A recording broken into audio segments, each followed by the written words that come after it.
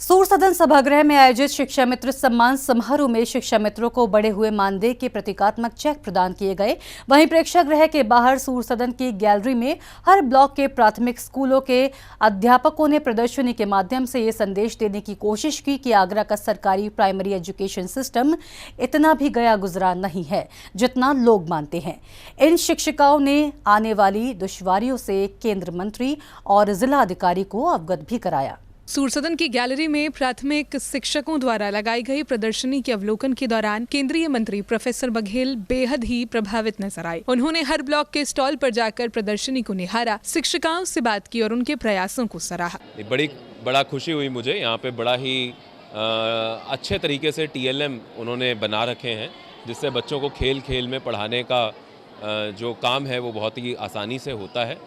और कुछ TLM तो जो ख़ास तौर पे तकनीक से जुड़े हुए हैं, रोबोटिक्स से जुड़े हुए हैं, वर्किंग मॉडल्स हैं, बहुत ही सुंदर ऐसे मॉडल्स हैं।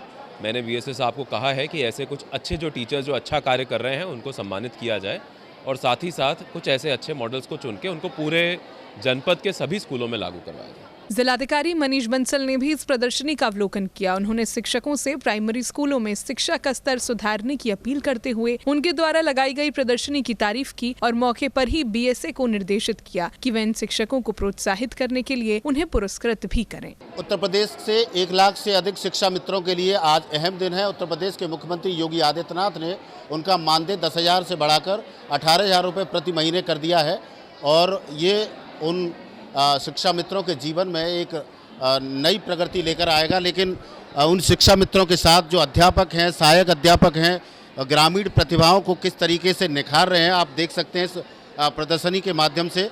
ये सभी सहायक अध्यापिकाएं हैं जिन्होंने पूरी मेहनत के साथ एक संदेश देने वाले जो प्रदर्शनी लगाई है। जैसे ये आप सेव द अर्थ यानी पृथ्वी को कैसे बचाया जा सकता है, इसके साथ ही जो सरकार की प्रमुख 5 परियोजनाएं हैं, योजनाएं हैं, उनको किस तरीके से लोगों को जागरूक किया जा सकता है। उन बच्चों के माध्यम से गांव देहात में तमाम चुनौतियों का सामना करते हुए ये प्राइमरी एजुकेशन प्रदान कर रही है शिक्षिकाएं एक नया संदेश दे रही हैं। उनसे ही जानते हैं किस तरीके का संदेश आप देने के लिए आए।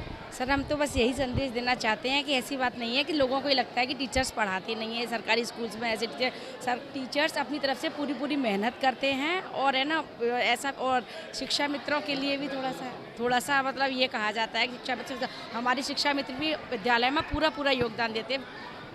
जैसा कि आप देख रहे हैं कि ये भी जितनी भी एग्जीबिशन लगाई गई है वो सब TLM के हिसाब से लगाई गई है। तो इसका मेन मुद्दा है कि लर्निंग बाय डूइंग, बच्चे जो हैं करके सीखना, उस उद्देश्य के पर्पज़ से इस चीज़ को किया गया है। बच्चों को साक्षरता के साथ साथ यहाँ पर बाकी अन्य चीज़ों में भी योगदान दिया जाता है, जैसे कि सरकार की जो योजनाएं हैं, बाकी चीज़ें भी बच्चों को सिखाई जाती हैं। बच्चों को खेल खेल में हम लोग पढ़ाते हैं, उनको इस तरीके की एक्टिविटी कराते हैं कि बच्चे बोर नहीं होते हैं और वो चित्र देखकर उसके साथ एक्टिविटी करते हैं और उसको अच्छी तरीके से वो सीख पाते हैं। सर, घर से हटकर विद्यालय उन्हें रंग बिरंगा लगता है और वहाँ रुकने के लिए बहुत उत्सुक रहते हैं। इसीलिए वो विद्यालय में उनका ठहराव अब ज़्यादा होने लगा है और इन सभी TLMs के द्वारा जब वो पढ़ते हैं तो उन्हें पढ़ाई नहीं खेल लगता है। सर, मैं रुबीना सैफ़ी फतेहपुर सीकरी से। सर, मैं यही कहना चाहती हूँ कि जो हम प्राइमरी के टीचर हैं वो बच्चों के साथ बहुत मेहनत कर रहे हैं। अपने बच्चों से ज़्यादा हम उन बच्चों को टाइम दे रहे हैं। पूरा दिन हम उन बच्चों के साथ रहते हैं, खेल खेल में उन्हें पूरी कोशिश करते हैं कि हम उन्हें अच्छे से अच्छा पढ़ा सकें। क्या चुनौतियों का सामना आपको करना पड़ रहा है जब गांव देहात में जाते हैं बच्चों को मोटिवेशन देना, क्योंकि आजकल सरकारी स्कूलों के बजाय निजी स्कूलों में ज़्यादा पसंद करते हैं अभिभावक? सर, मैं ये कहना चाहूँगी कि सरकारी विद्यालय में टीचर्स को बच्चों को लेने खुद जाना पड़ता है, घर घर भटकना पड़ता है, बहुत सारी मतलब हर इस घर में जाना पड़ता है कि आपके यहाँ बच्चे हैं, बच्चों को स्कूल भेजिए। जबकि प्राइवेट स्कूल में क्या होता है, पेरेंट्स खुद फॉर्म भरते हैं, ले जाते हैं बच्चों को, फीस भी पे कर रहे हैं, यहाँ विदाउट फ़ी। सरकारी स्कूल में आपकी बात करूँ, आपका पढ़ाया हुआ बच्चा क्या निजी स्कूल के बच्चे की बराबरी कर सकता है? हाँ सर, क्यों नहीं। मेरी स्कूल की पढ़ाई हुई बच्ची है जो अभी स्कॉलरशिप चली है। हर साल हमारे स्कूल से बच्चे स्कॉलरशिप जीत रहे हैं, लड़कियां जिनके पेरेंट्स उन्हें पढ़ाना नहीं चाहते थे। हमने कोशिश करी, उनके फॉर्म भरवाए, खुद ले गए, उन्हें एग्ज़ाम दिलाए और उन्होंने स्कॉलरशिप जीती है। और आज वो इंटर कर रही हैं, जो उनके माँ मना कर देते थे कि हम अपनी लड़कियों को नहीं पढ़ाएंगे, आज वो पढ़ा रहे हैं और मेरी उम्मीद है कि वो बच्चे आगे चल के बहुत कुछ बनेंगे।